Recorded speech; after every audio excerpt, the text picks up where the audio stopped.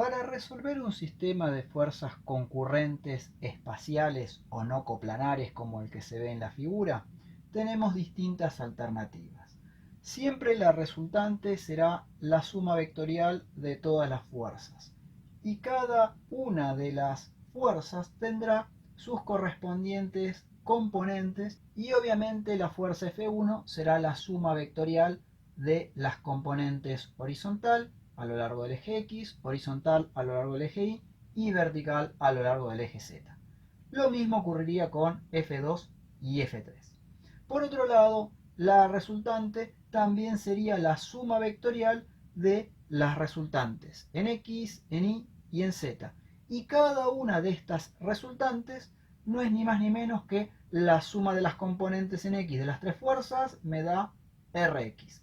La suma de las componentes Y de las tres fuerzas me daría Ri. Y finalmente la suma de las tres componentes en Z de las fuerzas me daría Rz.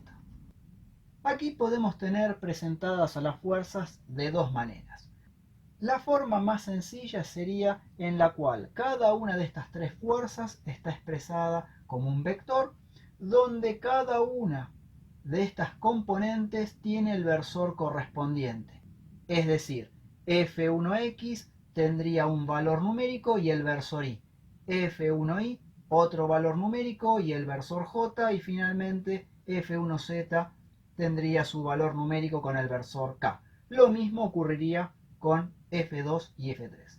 En ese caso sería muy sencillo lograr tener la suma de las tres componentes en X, la suma de las tres componentes en Y, la suma de las tres componentes en Z y sacar las tres resultantes que corren a lo largo de cada uno de los ejes. Luego, aplicando el teorema de Pitágoras extendido a la tercera dimensión, sacaríamos el módulo de la resultante R.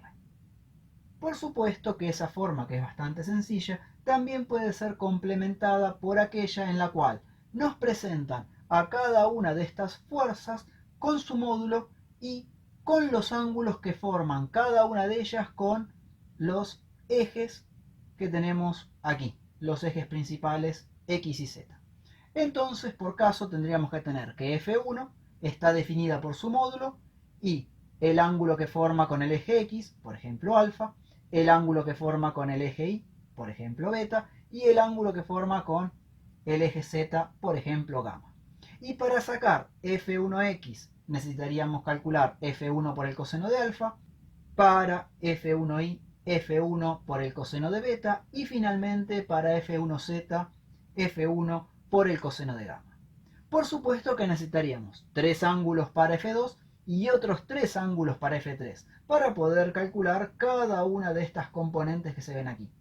Entonces necesitaríamos tres módulos y por cada módulo tres ángulos para que con ayuda del coseno podamos calcular las componentes que corren a lo largo del eje X, a lo largo del eje Y y a lo largo del eje Z. Aquí se puede ver cómo se calcularía el módulo de la resultante con la fórmula de Pitágoras extendida a la tercera dimensión, donde tenemos rx cuadrado más ry cuadrado más rz cuadrado, calculándole la raíz, me daría el módulo de r. Por otro lado, a las fuerzas las podemos tener de esta manera. Por ejemplo, aquí tenemos a la fuerza F1 como un vector, donde A sería la componente a lo largo del eje X con su versor Y, B sería la componente a lo largo del eje Y con su vector J, y finalmente C sería la componente a lo largo del eje Z con su versor K. O también la podríamos tener como su módulo y los tres ángulos que se ven aquí. De esa manera, F1x, que obviamente es esta componente A, sería F1, o sea, este módulo, por el coseno de este ángulo. Y así sucesivamente con la componente en Y y en Z. Por supuesto que esto que está aquí tendríamos que tenerlo también para las fuerzas F2 y F3 de este ejemplo. De esta manera podríamos calcular la resultante de nuestro sistema de fuerzas.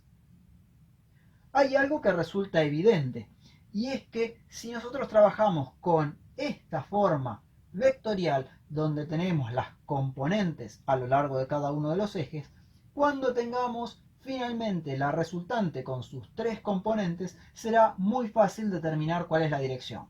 Mientras que si trabajásemos, por ejemplo, de esta manera, donde cada una de las componentes de cada una de las fuerzas las tenemos que trabajar a través de trigonometría, es un poco más engorroso. Sin embargo, finalmente tendremos estas mismas componentes. Y, por supuesto, que con esas componentes tendremos un vector R con su componente conversor I, con su componente conversor J y su componente conversor K, que nos permitirá determinar la dirección de la misma. En lo referente al signo de cada una de estas componentes, dependerá del ángulo que está involucrado, ya que hay cosenos de ángulos que son positivos y cosenos de ángulos que dan negativos. Por lo tanto, todas las componentes que se desarrollen a lo largo de los semiejes positivos tendrán un ángulo tal que les dé su coseno un valor positivo, o sea, un ángulo del primer cuadrante.